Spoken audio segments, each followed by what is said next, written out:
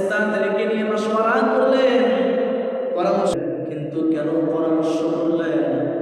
এই জন্য পরামর্শ করেছে এরা নবীর উম্মতের দল। পরামর্শ তাদেরকে করতে হয়, ওই ব্যক্তিকে করতে হয় যারা সিদ্ধান্তহীনতার অভাবে ভোগে।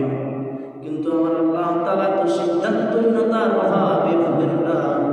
তারপরেও কেন মাশওয়ারা করলেন, পরামর্শ করলেন?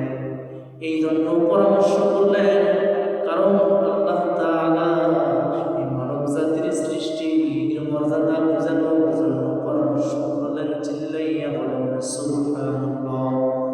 তারপরে ফেরেশতা বললেন, ও আল্লাহ, আমরা কি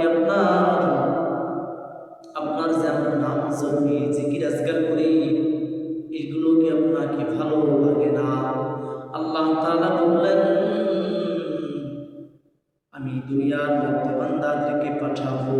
ফেরেশতারা বললেন, ও আল্লাহ, আপনি কি এমন জাতিদেরকে দুনিয়ার মধ্যে পাঠাবেন যারা ফিতনা ফাসাদ করবে? আপনি কি এমন জাতিকে দুনিয়ার মধ্যে পাঠাবেন নাকি? আল্লাহ তাআলাকে যখন ফেরেশতারা প্রশ্ন করলেন, ও আল্লাহ, আমরা যে আপনার দিন রাত তাসবিহ তাহলিল পাঠ করি, এগুলো কি আপনাকে ভালো লাগে না?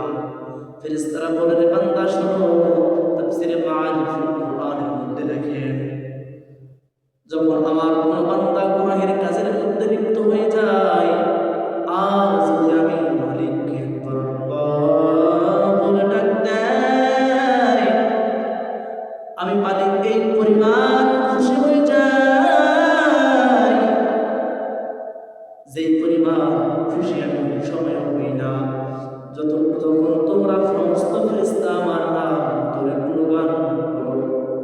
এর মধ্যে আমি যত খুশি হই না, তার চেয়ে আমি খুশি ওই সময় হই যখন আমার বান্দা গুনাহ করার পর আমার কুদরতি পায়ে সিজদা দিয়া আমার দরবারে বলে, আমি মাফ করেছি, আমাকে ক্ষমা করে দাও। আমি আল্লাহ তাআলার কুদরতি অন্তর দিকটা ঠান্ডা। এর নবীর উম্মতরা দ্বারা আল্লাহর গোলাম। এবার ফেরেশতারা জিজ্ঞেস করলেন, ও আল্লাহ, আপনি তো আসমান বানাইলেন কুন ফায়াকুন বইলা, জমিন বানাইলেন কুন ফায়াকুন বইলা, পাহাড় পর্বত নদী নালা খাল বিল সমস্ত